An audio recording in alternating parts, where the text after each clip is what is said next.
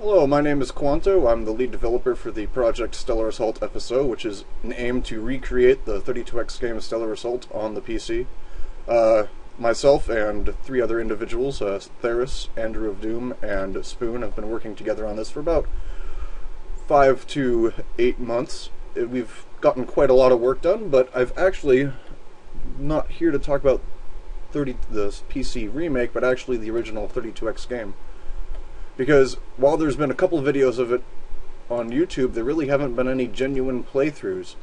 And I would actually like to show off how the game actually looks when played through properly. So I'm going to go ahead and get on that. I'm going to load up a Sega Genesis emulator and get the game going.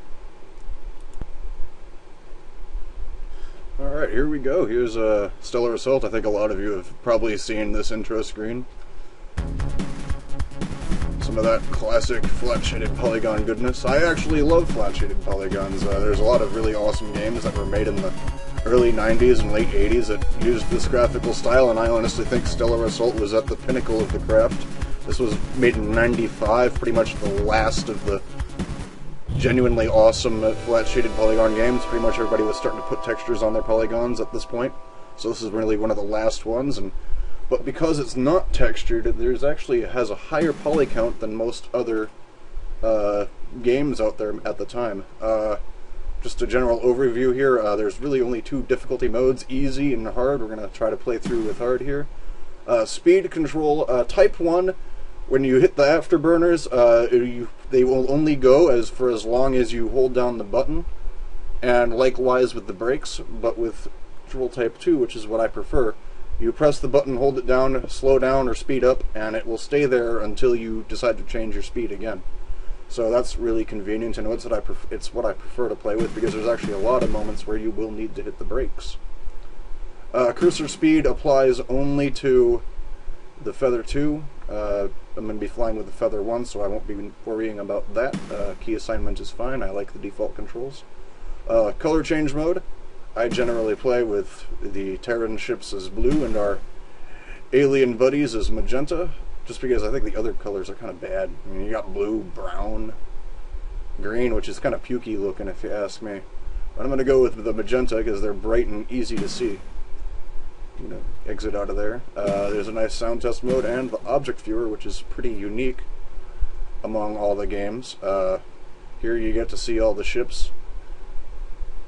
This thing is the acceleration gate. You'll see this in Mission 2.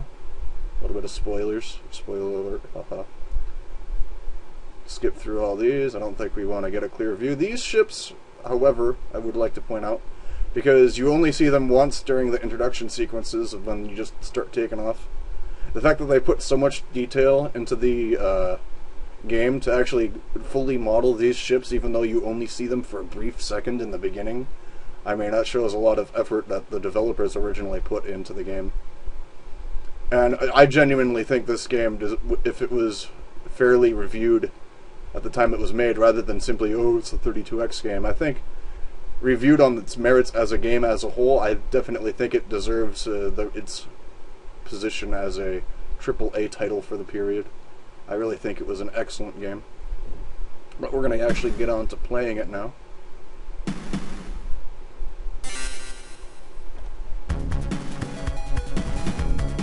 Alright, I've gone ahead and I've shut off the scan lines in the video, just because I don't think it would look too good in YouTube, so I apologize for the initial part of it being in scan lines.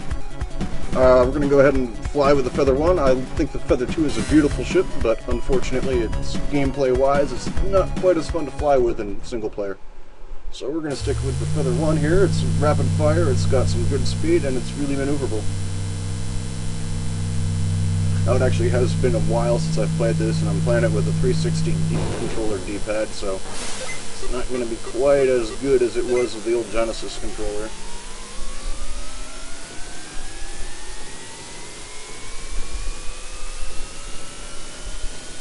I just realized that you won't actually see the friendly warships unless you're flying the Feather 2. So I apologize, so it's kind of a good thing I showed those off before we started, because I think they are some really pretty ships. In general, I think the overall vehicle design in this game is outstanding. I think they put a lot of work into a lot of work and a lot of thought into how their ships look. And that's partly why I wanted so badly to remake it for the PC.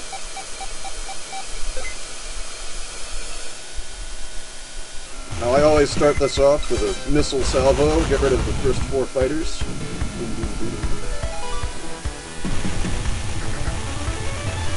Now, I don't know if it's easy to see or not, but the game does actually have a little bit of auto-aim. If you bring your enemy fighters into the target reticle here, the lasers will make a little bit of an effort to lock on.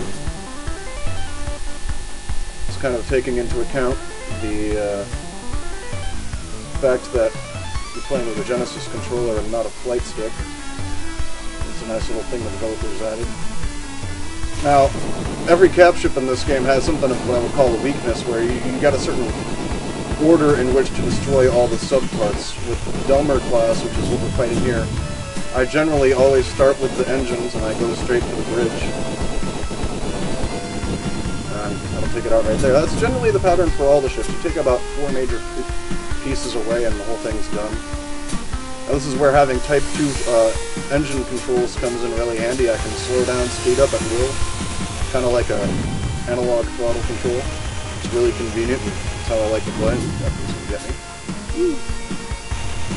Now, one of the funny things, because this is running off of a combination of 32-bit and 16-bit processors, it's running off of both the Sega Genesis and the 32X core processors, it's still not that powerful, and as a result, the AI is unable to hit you if they're behind you. So the only time the AI really genuinely attempts to kill you is when they're in front of you, which is kind of funny. And that also goes for the capital ships. The capital ship point defenses will not hit you if you're looking away from them. So that's another key thing to think about.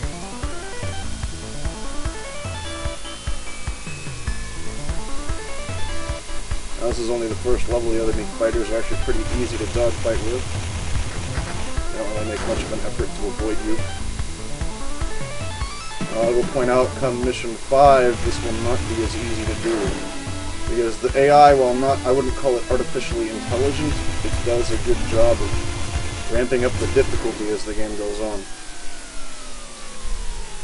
And actually, it took me a couple of months when I first got this game when I was about 15 years old. It took me a couple of months to beat it.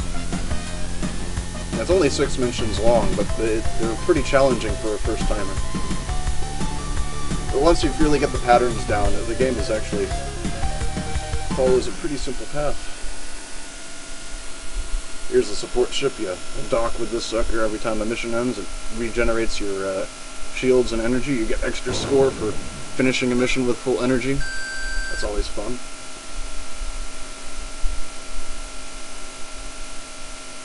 Now, another thing to point out is that using your engines and your weapons will drain the red energy bar, and the blue energy bar is your shields. Pressing the C button on the Genesis controller will activate like a weird fireball shield thingy, and that's really not all that useful. And it drains your blue shield bar, so I wouldn't use it at all. I'm going to go ahead and pause the video, and we're going to start mission 2.